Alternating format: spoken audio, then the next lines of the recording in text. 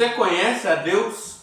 Fica até ouvindo esse vídeo se você quer saber mais sobre o único e verdadeiro Deus. A paz do Senhor, irmão, me chamo Irineu. Estamos começando aqui mais um vídeo de ensino. Essa semana estarei falando sobre talvez o conceito mais importante de todo o cristianismo. Um conceito que ao longo dos séculos foi muito atacado durante a história da igreja. E talvez um dos mais mal compreendidos até o dia de hoje. Porque nós queremos falar essa semana sobre a Trindade. O nosso tema essa semana é Descomplicando a Trindade. Hoje nós vamos falar sobre cada uma das pessoas da Trindade. O Pai, o Filho e o Espírito Santo. Irmão, nós sabemos que nós adoramos a único Deus. Porque só existe um único Deus, não existe nenhum outro Deus além do nosso Senhor.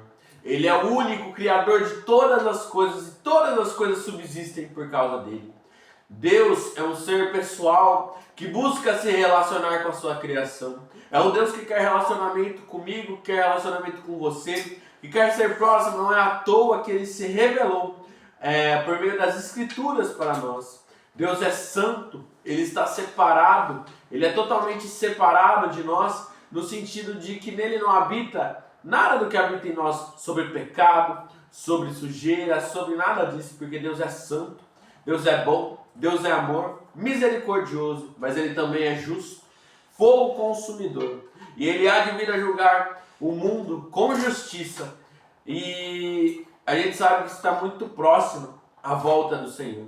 Mesmo nós conhecendo todas as características do caráter de Deus, que ele mesmo nos revelou através das Sagradas Escrituras, nós temos que saber que o nosso Deus, ele existe em três pessoas. Não são três deuses. É um único Deus que se manifesta em três pessoas distintas, pessoas com características e personalidades diferentes, mas que fazem parte do único e verdadeiro Deus. Isso às vezes é muito difícil para nós seres humanos de compreender, porque Deus não criou nada como Ele. A Trindade é totalmente diferente de tudo que a gente vê que existe no universo. Às vezes a gente até chega a tentar criar alguns exemplos para explicar a Trindade. Existem, irmão, bons exemplos para explicar a Trindade, como os estados da água, o estado sólido, líquido e gasoso. Mas mesmo esses exemplos, eles têm limitações. Eles não são perfeitos para explicar como Deus se manifesta na Trindade. Mas por isso que a forma mais segura de nós sabermos sobre a Trindade é por meio das Escrituras. Porque foi por onde Deus decidiu se revelar a nós. Ele se revelou a nós por meio das Sagradas Escrituras. Por isso nós precisamos ler a palavra de Deus para de fato conhecer. Irmão, primeiro eu gostaria de falar que na Bíblia a gente não tem literalmente a palavra Trindade aparecendo. Mas o fato de não ter a palavra Trindade não significa que o seu conceito não está por meio de todas as Sagradas Escrituras. Por exemplo, irmão, nós vemos desde o princípio lá em Gênesis, quando Deus criou o ser humano, no qual ele vai falar, façamos o homem à nossa imagem e semelhança. Ali nós já vemos um termo plural, significando sendo mais de um, porque são as três pessoas, o concílio de Deus Trino agindo na criação. Quando Deus cria o mundo, nós vemos Deus, o Pai, agindo como a fonte da vida, o Criador de tudo. O Filho, Jesus, que é o Verbo, a Palavra, por meio do qual tudo foi criado, sendo o agente criador.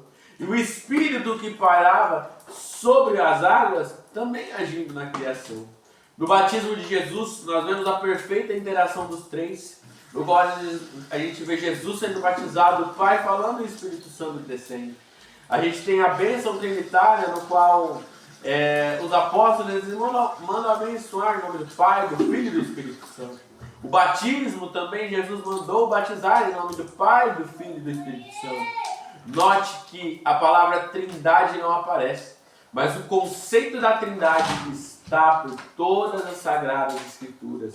Tanto é que até no Apocalipse nós teremos isso, nós teremos a ação deles. Mas Deus ele decidiu se mostrar em três pessoas diferentes. Então a gente tem o Pai, que é o tema de hoje, o Pai que é a fonte, o Pai que é o Criador de todas as coisas. Foi por meio do Pai que partiu o plano da salvação. Deus Pai é o planejador aquele que planejou tudo. O Filho executou e o Espírito aplicou, mas foi o Pai quem planejou. A gente vê, principalmente ao longo da história do Antigo Testamento, o Pai se revelando ao povo de Israel de diversas formas. E a gente vê que toda a Bíblia nos mostra como o nosso Pai é um Pai amoroso, um Pai cuidadoso, um Pai que nos ama, que quer o nosso bem, um Pai que também zela pelo seu povo e que também quer que a gente busque se santificar, busque viver uma vida de obediência. Não é à toa que Jesus, ao ensinar a oração, ele vai falar do Pai Nosso. É interessante que o fato dele ser o Pai também nos mostra essa relação que Deus quer com ele. Porque o original usado para Pai é Abba. Abba, como os judeus eles chamavam o Pai, significa paizinho. É uma palavra usada para uma relação de proximidade de qual talvez nenhuma outra relação no mundo seja tão próximo quanto a relação de um pai e um filho. O pai não é igual ao seu pai terreno. Ele é muito melhor que o seu pai terreno. Ele é muito superior. Ele quer o seu bem. Por isso que ele dá a oportunidade para que todos nós busquemos a ele e vamos ao seu caminho. Irmão, busque ao Pai, ore ao Pai, esteja com o Pai, esteja com Deus. Ele quer o melhor para a sua vida. E ele quer transformar a sua vida. Eu espero que a partir dessa aula possa ficar um pouquinho mais claro essa característica da Trindade, a pessoa do Pai.